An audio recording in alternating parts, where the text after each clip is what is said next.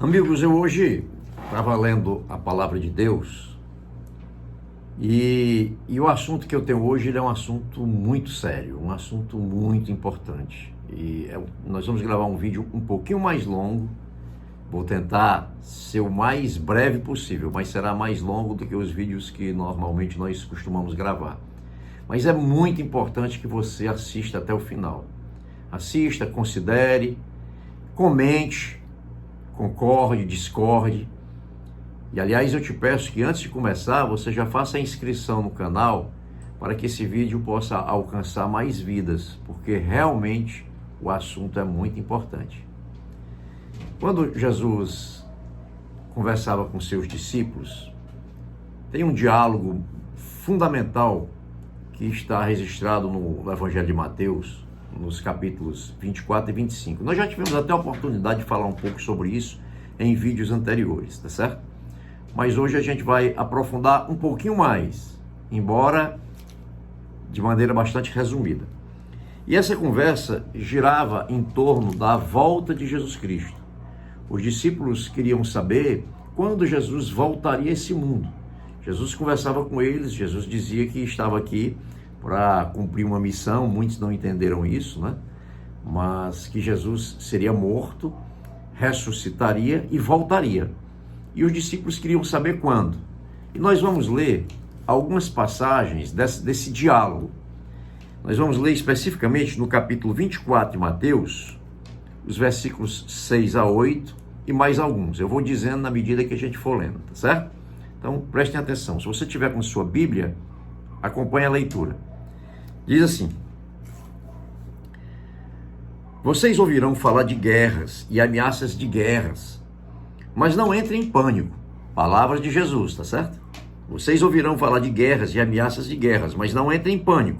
Sim, é necessário que essas coisas ocorram, mas ainda não será o fim. Uma nação guerreará contra a outra e um reino contra o outro. Haverá fome e terremotos em várias partes do mundo. Tudo isso, porém, será o começo das dores de parto. O versículo 15 a 22, agora, ele diz assim: chegará o dia em que vocês verão aquilo de que o profeta Daniel falou, a terrível profanação que será colocada no lugar santo. Quem estiver na Judéia, fuja para os montes. Quem estiver no terraço, no alto da casa, não desça para pegar suas coisas. Quem estiver no campo, não volte nem para pegar o manto. Que terríveis serão aqueles dias para as grávidas e para as mães que estiverem amamentando. Orem para que a fuga de vocês não seja no inverno nem no sábado, pois haverá mais angústia do que em qualquer outra ocasião desde o começo do mundo. E nunca mais haverá uma angústia tão grande. De fato, se o tempo de calamidade não tivesse sido limitado, ninguém sobreviveria. Mas esse tempo foi limitado por causa dos escolhidos. Versículos 32 até o versículo 35, diz assim: agora aprendam a lição da figueira. Quando os ramos surgem e as folhas começam a brotar, vocês sabem que o verão está próximo. Da mesma forma, quando virem todas essas coisas, saberão que o tempo está muito próximo, à porta. Eu lhes digo a verdade, esta geração certamente não passará, até que todas essas coisas tenham acontecido. O céu e a terra desaparecerão, mas as minhas palavras jamais desaparecerão. Versículo 37 até o 42 agora. Quando o Filho do Homem voltar, será como no tempo de Noé. Nos dias antes do dilúvio, o povo seguia sua rotina de banquetes, festas e casamentos, até o dia em que Noé entrou na arca. Não perceberam o que estava para acontecer, até que veio o dilúvio e levou todos. Assim será na vinda do Filho do Homem. 2 homens estarão trabalhando juntos no campo, um será levado e o outro deixado. 2 mulheres estarão moendo cereal no moinho, uma será levada e a outra deixada. Portanto, vigiem, pois não sabem em que ocasião o Senhor virá. Versículo 44, ele diz: estejam também sempre preparados, pois o Filho do Homem virá quando menos esperam. Filho do Homem é Ele próprio, é o Senhor Jesus. É interessante ler o capítulo todo. Você pode fazer isso depois. Mas eu quero chamar a atenção aqui para alguns fatos. Por que que nós sabemos que está muito próximo da volta de Jesus e que nós devemos nos preparar para isso? Porque ele mesmo está dizendo os sinais que antecederiam a volta dele. Ele diz, olha, assim como se vê as folhas, né, a lição da figueira, quando você vê que surgem os ramos, as folhas começam a brotar, você sabe que o verão está próximo. Então, quando acontecerem esses sinais que Jesus falou, saibam que a sua vinda também está próxima. Ele fez uma comparação dos sinais que uma figueira transparece, quando está perto de ela brotar, com os sinais que ele nos fala quando estiver perto da sua volta. Então, esses sinais que ele acabou de falar, que nós lemos, que nós acabamos de falar, ele fala sobre guerras, ele fala sobre pestes, ele fala sobre fome, né, e fala sobre um período de uma tribulação tão grande como jamais aconteceu no mundo. Desculpe. Jamais aconteceu e jamais acontecerá em toda a história da humanidade. Se a gente parar para pensar, só essa observação, ela já é deveras preocupante.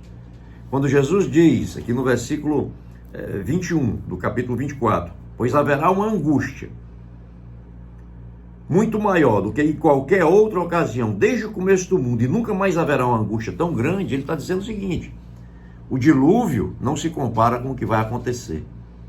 O nazismo não se compara com o que vai acontecer. As maiores angústias que a humanidade já passou não se compara com o que vai acontecer. De fato, é um quadro extremamente aterrorizante. Então, vamos aos sinais. Ele fala sobre guerras. Guerras sempre existiam na história da humanidade. Só que a cada século elas estão aumentando em quantidade, estão aumentando em violência, em número de mortes e etc.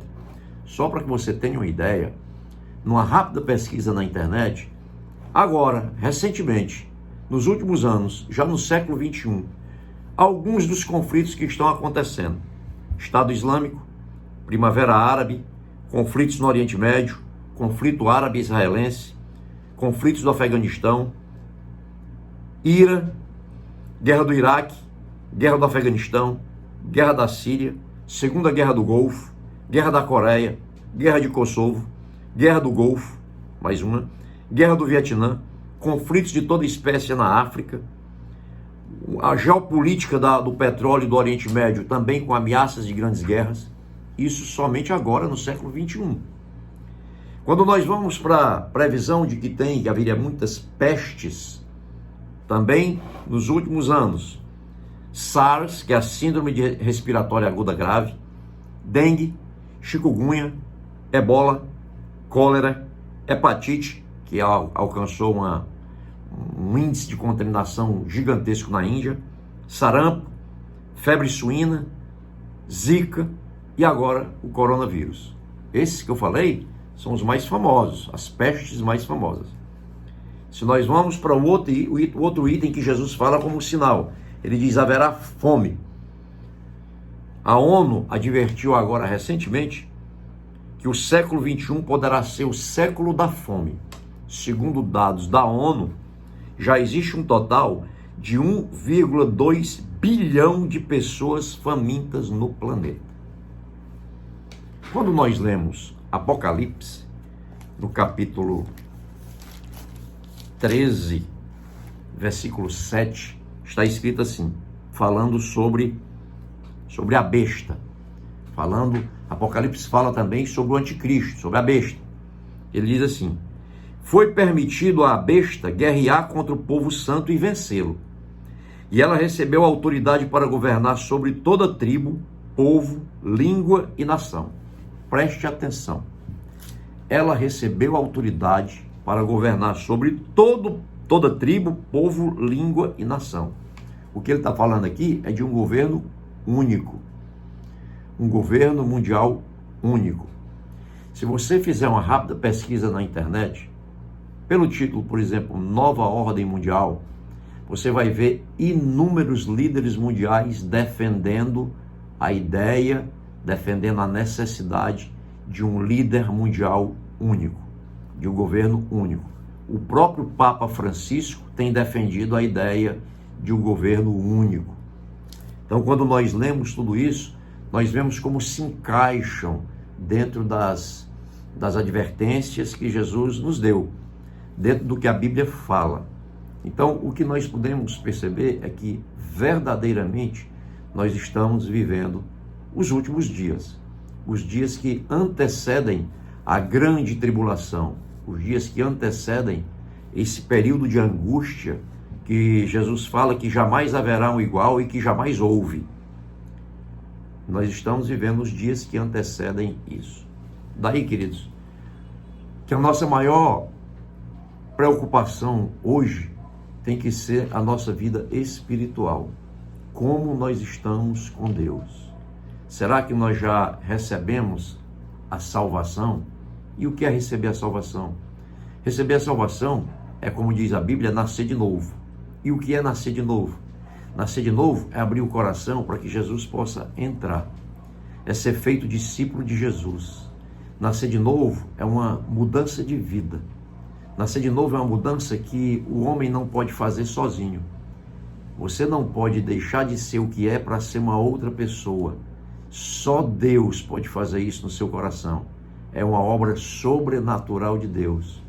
Ele faz através do Espírito Santo. E o Espírito Santo opera nos nossos corações quando nós abrimos para que ele entre. Então, nascer de novo é largar uma vida de pecado contumaz. Nascer de novo é largar os pecados. É sair de um caminhar errado, de uma vida pecaminosa, e passar para um caminho que é aquele que Jesus Cristo quer que nós trilhemos. Então, a nossa maior preocupação é essa. Como nós estamos? Como eu estou? Como você está para enfrentar tudo isso que a Bíblia diz que vai acontecer? Aqueles que são salvos, eles serão arrebatados, segundo a Bíblia. Eles serão arrebatados antes da grande tribulação. Contudo, até que chegue a grande tribulação, as tribulações, as angústias e as aflições, elas vão sendo cada vez mais intensas. E mesmo que sejamos arrebatados até esta data do arrebatamento, as angústias aumentarão e nós passaremos por muitas tribulações. Então, queridos, que essa mensagem traga pelo menos uma curiosidade, para que você possa, pesquisar mais sobre isso, se chegar mais a Deus, abrir o coração para Jesus, pedir para que Ele esteja habitando no seu coração, mudando a sua vida, reconhecendo que precisa dEle para tudo nesta vida. Sem Jesus nós não somos nada. Que Deus tenha falado ao seu coração como falou ao meu, com essa breve leitura. Antes de você desligar, mais uma vez, eu te peço que você se inscreva no canal, compartilhe esse vídeo, deixe um like se você gostou, ou deixe um dislike se você não gostou. E comente, dê a sua opinião, o que é que você pensa sobre isso. Faça isso. E que Deus nos abençoe, em nome de Jesus.